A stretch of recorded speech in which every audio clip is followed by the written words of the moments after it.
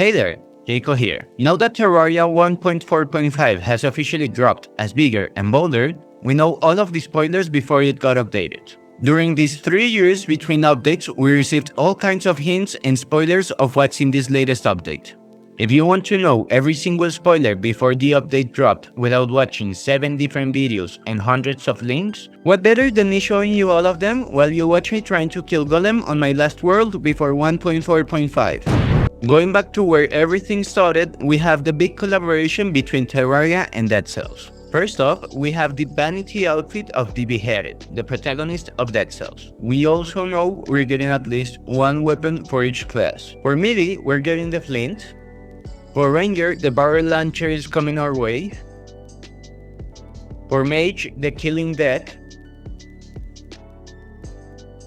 And for Summoner, the Mushroom Staff, which summons a Mushroom Boy minion. As far as we know, it's crafted with some sort of combination of glowing mushrooms. Additionally, we're also receiving a new sentry, the Barnacle.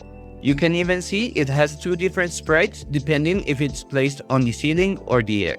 Across some other spoilers, we have also seen the Swarm, the Ram Rune, and the Wings of the Crow. I'm assuming all of them will be accessories in-game, but we still don't know their exact function. The only thing that we know for sure is what they do in Dead Cells. The Swarm is a grenade that summons minions to attack enemies, the Ram Rune lets you break through floors, and the Wings of the Crow lets you levitate while throwing down lightning to damage enemies. You can base your theories off from that. The only thing that looks certain to me is that the Wings of the Crow will be a pair of wings in Terraria. There is also these new flasks that let you display items in a similar way to item frames. This exact image is trying to recreate this room.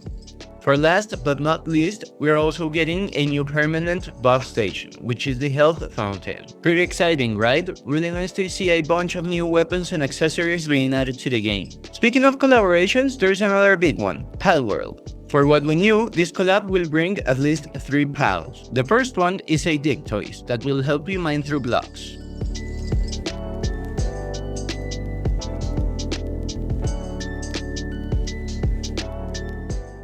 The second one is a Foxparks that shoots fireballs at enemies. Or you can just be a normal person and use it as a flamethrower. You know, the usual thing. And lastly, there will be a Captiva. For now, we don't know its exact function. Also, from this clip, we can see there is a new Vanity outfit available, the Palmeral Armor.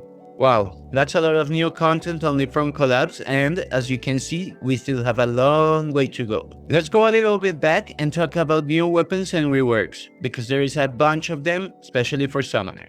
Starting off low, the Slime Staff has been resprayed, alongside with the Baby Slime and the buff icon. Additionally, it won't longer be a super rare drop from slimes. Instead, it will be a King Slime drop. The Imp Staff has been given the same treatment. The staff, the minion, and the buff icon were all resprayed. Oh, and before I forget, summoned minions buff icons will now have a counter below it showing how many minions have been summoned from each one. Now let's talk about whips, the big change for summoner progression. There will be 9 new ones. And the first one is the Slime Whip. It inflicts the slime debuff and will most probably be crafted with slime at the solidifier. Afterwards, we've got a new White Whip. We don't know if it has new mechanics or not. I can only say it looks like it's crafted from cobweb. Both dual biomes got a new whip. The Corruption variant is called the Soul Scourge. The Crimson variant is called the Vasculash. There is also a Meteorite whip called the Star Crash. From the tooltip, we know that meteorites will rain on enemies that were hit both by the Star Crash and a minion. Next up, there is a new whip dropped by Plantera. On hit, homing perils will appear. Dogfish Run will also drop a whip. Before fighting Moonlord, there will also be a Stardust whip. And to finish with the cherry on top, Moonlord will also drop an endgame whip. I can't even lie. As someone whose first playthrough was as Summoner, having 9 new whips is a complete banger. For the other classes, we don't have that much new content compared to Summoner, so let's get rid of that quickly. For melee, we have the new Slime Spear, which inflicts the slime debuff. Flairon got reworked and can now be strong like thrown flails. Don't worry, you can still use it in the OG fashion. Face blades took a little too much inspiration from the dark side and now can be thrown. You can stick them to the ground to deal damage and recall them whenever you want. The zombie arm has new visual effects and now creates zombie gore when used. We know JoJo's are getting buffed in some way, and the same treatment is going towards the Paladin Hammer. Ranger only has one change to one weapon, which is the Harpoon. And Mage? Yeah, Mage didn't get a single change or new weapon aside from the Dead Cells collab. Before finishing the weapon section, we still have to talk about no one's favorite type of weapon, Classless. The new throwable mod balls delay damage and will place a mod block when reaching floor. Cannons and snowball launchers will deal damage if activated with wires, and cannons no longer require cannonballs to be fired. Lastly, there is some changes for all weapons. They are now stackable, and this also applies for the clothier voodoo dolls, so it will most probably also be applied to accessories. And weapons now have two new visual effects when being crafted. This one will be applied on the item when crafted, and this other one on the text. It also applies to armors. Speaking of armors, both the Angler armor and the Mining armor now have direct upgrades. They will probably be unlocked in hard mode. On a brighter note, there is this new Chlorophyte armor. Taking into account Melee, Ranger, and Mage already have their own helmets, this will most probably be a Summoner helmet. And what do you pair your weapons and armor with? Of course, accessories. For non-vanity accessories, we're getting at least two. This first bow is the ultimate AFK farm grinder. It allows you to use weapons, tools, and items while not moving. It can also be used with the Extractinator. Knowing that JoJo's are getting buffed, it has been added two new JoJo's accessories. The Magic JoJo Pack lets your JoJo's fly after being used instead of returning to you. And it's crafted by combining the JoJo Pack with the Magic String, the second new accessory. You can see it in use in this video.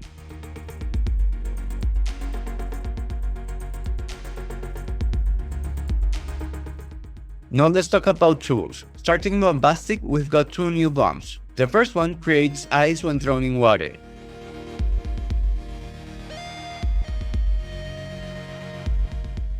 And the other one is a hard mode bomb, being capable to break hard mode doors.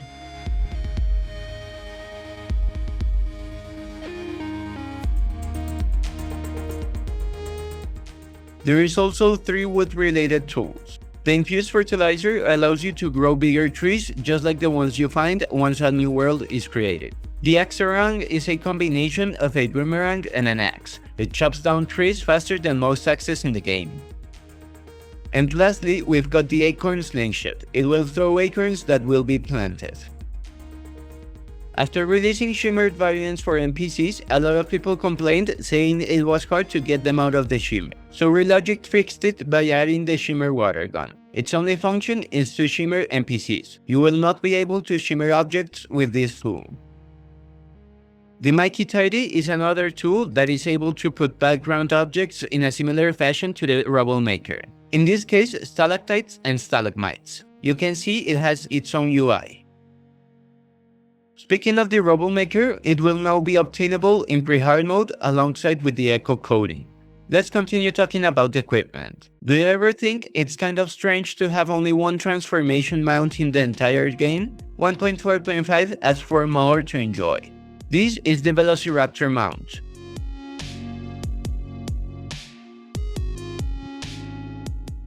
It's very versatile because it can be dyed. It displays vanity items equipped in the head slot, something no other transformation mount does. And when flying, it will be carried by a pterodactyl. We're also getting the Bat transformation mount, the Rat transformation mount,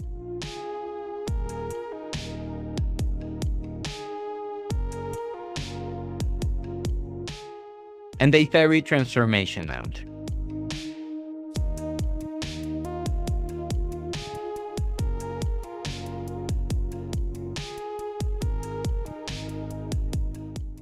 There is also a new non-transformation mount, which is the Roller Skate mount. The speed limit in the roller skates is the pace at which you place down platforms to make it easier when building arenas. And it can go way faster if used in minecart rails.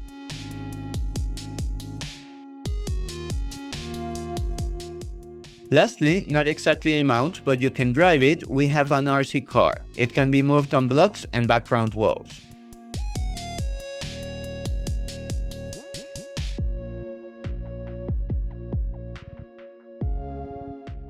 Your companion is also very important in your tale. And I'm not talking about multiplayer, I'm talking about pets. And we've got 2 new ones and some got respreaded. The Axe Fairy will harvest wood from trees.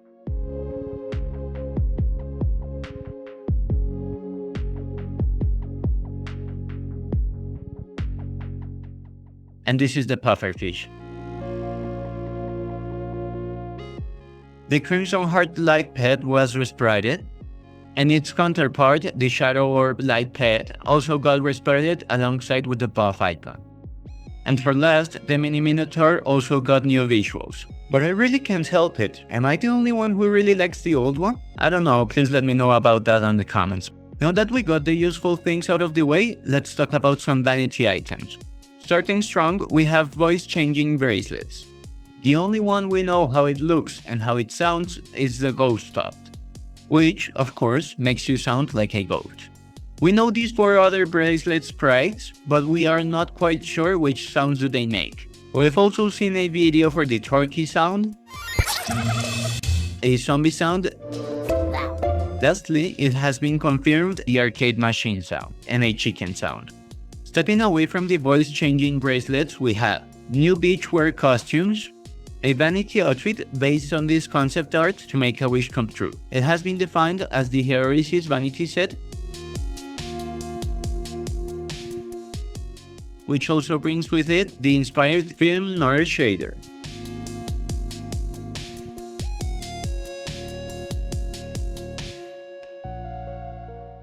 A chest piece to complete the Moonlore set, Chicken Bones Official Death Vanity Set, which looks futuristic and cool as fuck, and Jim's Respreaded one. To finish off your loadout, you have to check the potions and effects that are upon you. Life Fruit has gained another function besides boosting your max HP. Now you can craft jungle juice with 3 major healing potions and 1 life fruit to heal you 180 HP. There is also this mysterious new potion, which we don't know what it does. We also got a new food. Rock candy is crafted from gem bunnies and squirrels. And going back to potions and effects that got changes, first we have Distinct Potion, which now has an actual use in game. Wormhole potions and potions of return are now easier to obtain. The slime debuff now has a synergy with fire debuffs such as on fire to deal more damage. And now you will be able to tell if you have good luck, because if you don't, squirrels will attack you and birds will poop on you. Okay, now for the moment every boss rush player has been waiting. Nah, just kidding, I got you all set up. The only changes is that Moonlord got a respite for his tentacles, and now he has a new attack on for the worthy seats. Now, talking about regular enemies, we have to start with slimes. There is the new Cloud Slime, which holds cloud blocks and will jump higher than others. And also a bunch of other slimes with blocks such as the Dirt Slime, the Slush Slime, and the Granite Slime, which makes me wonder if there will also be a Marble Slime. We've also seen slimes holding the Moonglow, which also makes me wonder if there will be slimes with the other 7 herbs. These other slimes look like a meme because they hold trap darts, and that leaves the possibility for even worse trap slimes. Also, there is a cool new detail. If a slime touches a colored block, it will change to that color. All slimes now have a chance to give grass seeds, jungle seeds, and acorns. Lastly, rainbow slimes have been given a higher spawn rate and they are affected by luck. About other enemies, we know the Orca will come back from the old gen Terraria and will be respreaded. The lizards have also been respreaded. There is also the pufferfish critter, the only critter added to the game in this update. Now we can address the real deal, town NPCs. You can now hit the NPCs with the classic cane to make them drop money. NPC housing no longer requires a solid floor to stand on. And it's easier to understand because all NPCs now have a housing dialogue option. Additionally, the housing tool was improved. As you can see, it will show where all components are. About NPC spawning mechanics, they no longer need a house to arrive at the world. But if they don't have one, they will go during the night. And we cannot forget that NPCs now have portraits. Here, you can see the Goblin Tinkerer. Speaking of the Goblin Tinkerer, when reforging, to not accidentally skip the best modifier, the game will let you reforge again for a few seconds, and the reforge will give the text a rainbow effect. Also, summon weapons now have their own modifiers.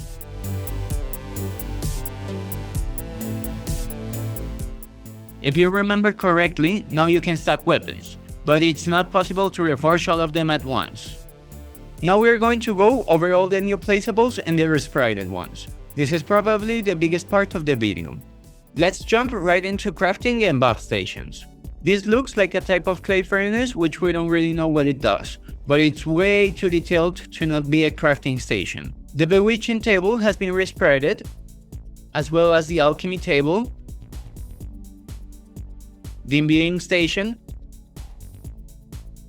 and the demon altar, which now can be obtained, we just don't know how. The crafting method has also been completely overhauled.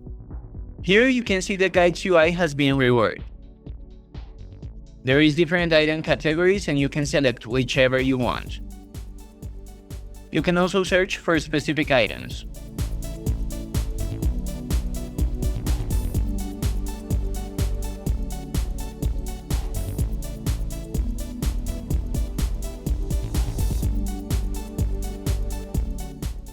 Now, you will have to right-click a specific crafting station to actually craft. The crafting UI works exactly the same as the guides, but now you can use nearby chest items without having them open. Lastly, not a crafting station, but super useful for materials to craft, planter boxes are no longer unlocked after defeating specific bosses. Continuing with banners, we only got one new banner, this pink one. But, on the other hand, a lot of them got resprited. This is how they used to look, and this is how they look now. Amazing work on the bird one, I thought it would die being ugly. Earned banners now have their own UI, just like the crafting stations. Instead of being sent directly to your inventory, you will be able to craft them manually once you want them, and they will no longer occupy your personal space. Now for Monoliths. We're getting the CRT television, which gives that 90s TV lines. And the dear thing is now a placeable instead of an accessory. Which leads me to think that the film noir shader from the Heroes Vanity Set will also be put in a Monolith. Maybe the Monolith will be this film projector. There is a reason the update is called Bigger and Bolder, and it's because there is a shit ton of new boulders. Let's go over the ones we know quickly. There is no video of it, but it's been confirmed there is a boulder that falls upwards. Then there is the rainbow boulder, which bounces between minerals and treasures. There is a pool boulder that leaves a pile of shit. Of course, there is also one that burns. This one looks like magma. And the last one is like a boo from Mario. It will follow you and stop if you look at it. Whoa. Sorry for the rough cut. As you might have seen, I have put a lot of effort and love towards this video on each teeny tiny little part. Even though I'm uploading late, if you could leave a like, I would highly appreciate it. Thank you very much. Now, let's fix that rough cut. That's much better. I'm gonna get a bit techy here, so bear with me. Conveyor belts can now move items vertically and can also move enemies.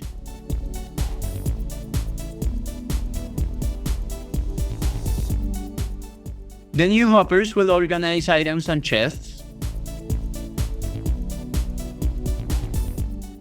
Pumps in item form will no longer burn in lava. And knowing that a lot of players used to set up liquids inside bubble blocks, Relogic added liquid bubbles for all 4 liquids. The next placeables have a function, but I didn't really know in which category to put them, so let's run it down. The long-awaited Ether pylon is finally in the game, and there is also this other one. Judging by its red color, I would assume it's the Underworld pylon. Even though there is no image, we know we will get an unsafe living wood wall, which will probably be used to farm gnomes, just like the other unsafe walls allowed to farm their respective enemies. There is also a music block we haven't seen. Now we can place critters and not have them escape.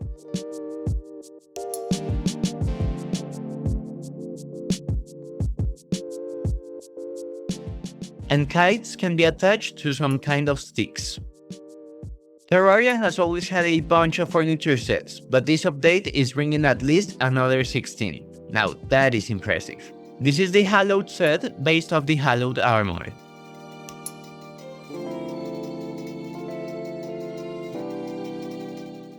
The Ethereum set, the Fallen Star set, the Feywood set based off the Fallen Locks and Fairies, another Crimson and Corruption set, being both the second furniture set for each biome. The Gothic set has finally been completed. Before, we only had the bookcase, the table, the workbench, and the chair. A stone-based set, a modern-looking set, a moon-based set. We've also seen 2 new Tundra-inspired sets, the Snow set and the Flink set. This would bring the Tundra-themed sets count up to 3 with the Ice set.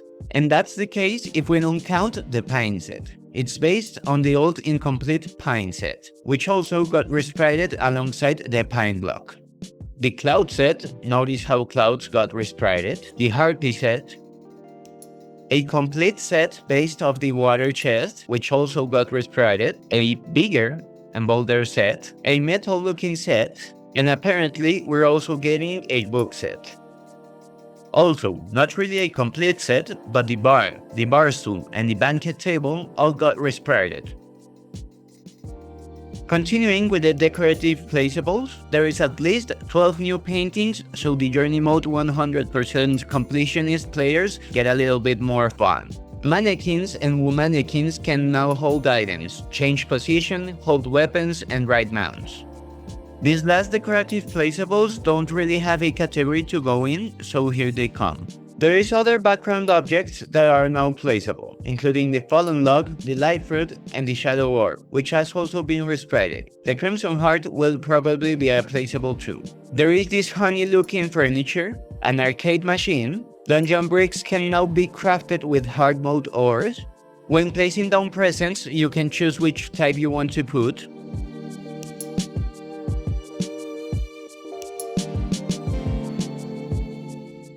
Now that cannons don't need cannonballs, they are placeable and can be hammered.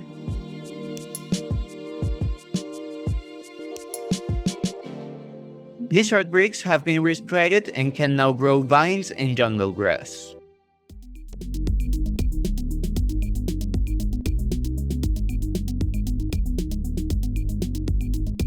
This looks like 3 books stacked on each other. Maybe it will be part of the book furniture set. All the trophies got resprited. Here's how they used to look, and this is their true form. Beautiful. Weapon racks also got resprited to match the trophies. Lizard pots, ice pots, and dungeon pots got resprited. For last and least, the rain cloud block got resprited to match the cloud block.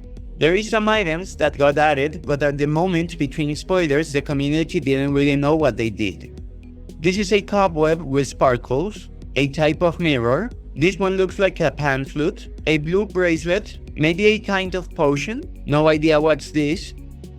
And then you've got an item which changes nearby torches to the correct biome variant, but we never got to see the item, that's why I put it in this category. There is also new events and changes to old ones. During thunderstorms, thunders will land on trees and will create fire sparkles that damage enemies. Thunders will also damage enemies and players if they land directly on them. There is a chance to have Boulder rain that will only happen if there is a thunderstorm in for the worthy hits. And there will also be meteorite showers. There wasn't much information about how this worked. The world now looks prettier with new backgrounds for some biomes.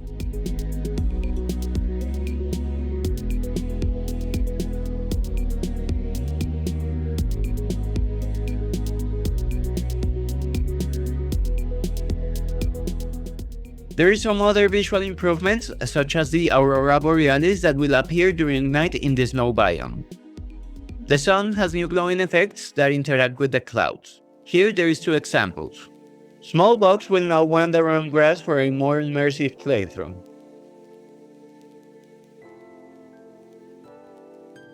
And now when fishing, fishes will appear in the water.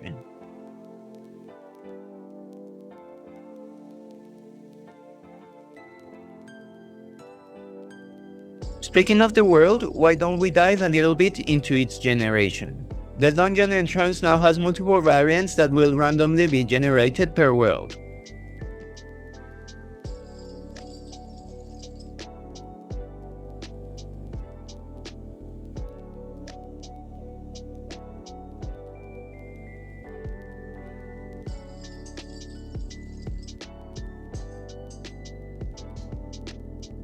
And secret seeds now have their own menu. You can also see there is a new type of seed which looks like a cloud to represent the skyblock seed. In this seed, you will spawn on an island with dirt, clouds, and a solidifier. But going back to that secret seed menu, this has a new function. Now, you can combine different secret seeds individually, and each combination has its own generation and characteristics. We got some insight into some of the possible combinations, so let's see them. The vampire seed will make you burn to the sun, but you can stop this with an umbrella or a hat. There is a seed that replaces the ocean with shimmer. Another one has a jungle dungeon. This one has giant trees. And there is one that floods the world when it rains. There is more than 120 possible combinations. After many years sharing music with other bosses, Kingsline, Eater of Worlds, Skeletron, The Twins, Skeletron Prime, and the Torchcut got their own music tracks. Redigit also confirmed there is new achievements. Character customization is better because there is a new third pitch voice and you can select whichever you want. You can also preview your character with different outfits before creating it. And there is at least 3 hairstyles coming our way. Multiplayer is also getting some changes. Mainly, you can now see who did more damage to a boss and decide who was the MVP. And now you can spectate your teammates when you die. Relogic is still working on crossplay for all platforms, and want to drop it sometime after 1.4.5. There is some other quality of life changes. First, and best by far, the game has been translated to Korean, Japanese, and traditional Chinese. This is huge because it will make the player base go higher. On actual game quality of life, there is at least 4 changes. Intelligent cursor is better and more intuitive. When selecting a character, it will show green flags on the worlds it has been played to match them easier. Armor will now display its set bonuses in dark gray before it has been created. Hooks will now show the keybind to be used, and the defense spread changes depending on difficulty. It will also tell how much damage is reduced on each one. My favorite is the Master Mode one with the red borders. To finish off the spoilers, we know that the bass statue in Doorbug was fixed. It was a big deal for some time, but at the end of the day, it's still a bug, so Relogic removed it. Now that you know all the Terraria 1.4.5 bigger and bolder spoilers, you should subscribe. This video took me some weeks to finish and it's my first video on the channel, so I would love if you leave me suggestions in the comments. I would also like to thank the moderators from the upcoming features page on the Terraria wiki who kept all the spoiler links and gave the complete list for 3 years. Now you can go play 1.4.5 knowing some things. If you discover something I didn't mention, you can let me know down below. I'm also starting my bigger and bolder world. And before I forget, I will also be covering new content from the Calamity Mod 2.1 Brainstorm update which came live a few days ago. You can turn on the bell to check those videos. See y'all later!